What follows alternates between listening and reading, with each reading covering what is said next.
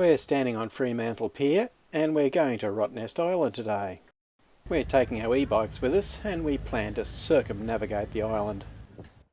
It's school holidays here, so the place is pretty busy and we had to take the 7 o'clock ferry and back on the 4 o'clock one, so we've got plenty of time to explore. With the 2 e-bikes and the old farts discount, the return journey costs us about $182. Because of the early start, we're having breakfast here on the island, and we decided to have these. A full big breakfast in a bun. We find out the island is a mega resort, but it is very nice, very well kept.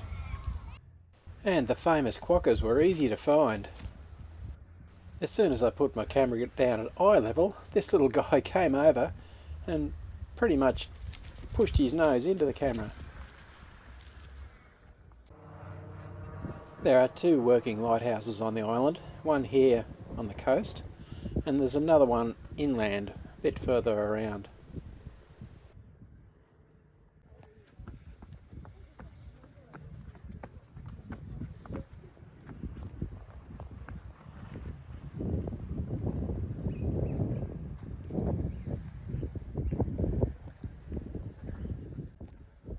The island is surrounded by pristine, perfect beaches. All but a couple of the beaches are protected, so they're perfect for kids to swim in, and if you're a snorkeler, it's paradise.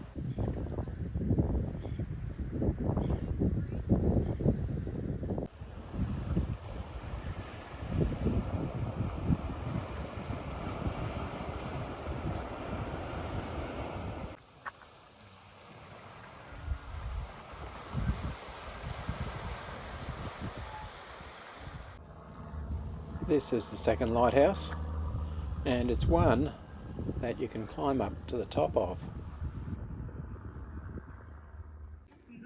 But before that's attempted, we bought a snack from the caravan, and the crow decided that the crumbs from the snack really looked interesting, so he snuck right up to us.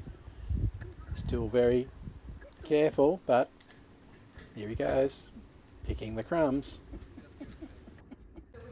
I've got dodgy knees and no one wants to see me slip over and break a hip. So Wendy decided that she'd take the plunge, well, take the climb, and she climbed to the very top. And as a bonus, she didn't break a hip and didn't die.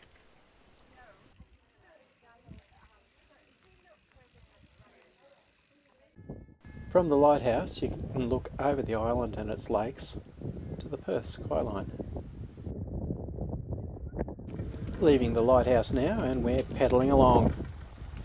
The road and tracks are very up and downy, so we're really glad that we've got the e-bikes.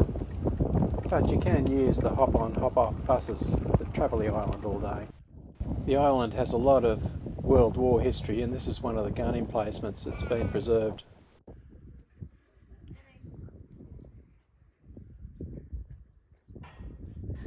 One of the things we notice about Western Australia is that there are many murders of crows.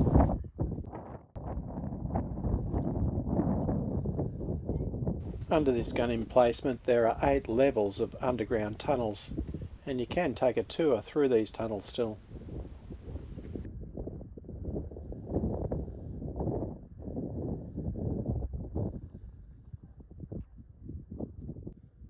There are about 10 inland lakes on the island, and from this point you can view over one of the bigger ones.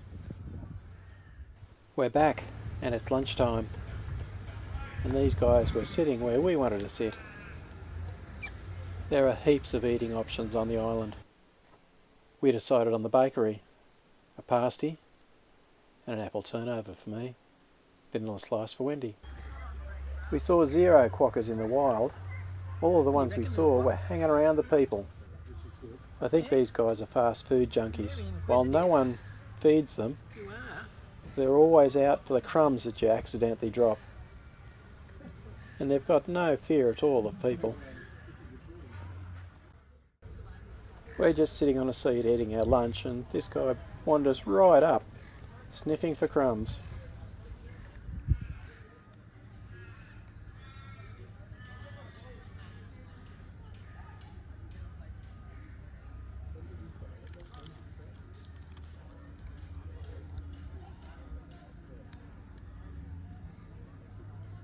Is this the definition of cuteness, or what?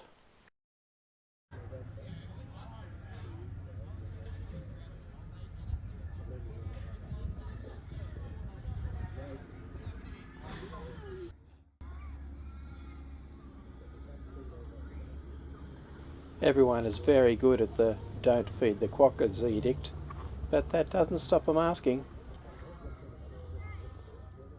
We had to kill a couple of hours before the boat left, so nothing like a little drinky poo at one of the many resorts, looking out on the ocean. And while we were waiting, the train came along.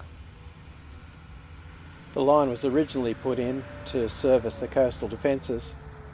Now it's just a tourist attraction.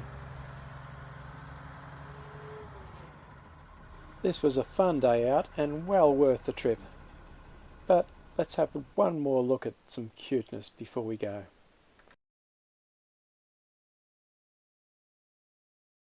Ah,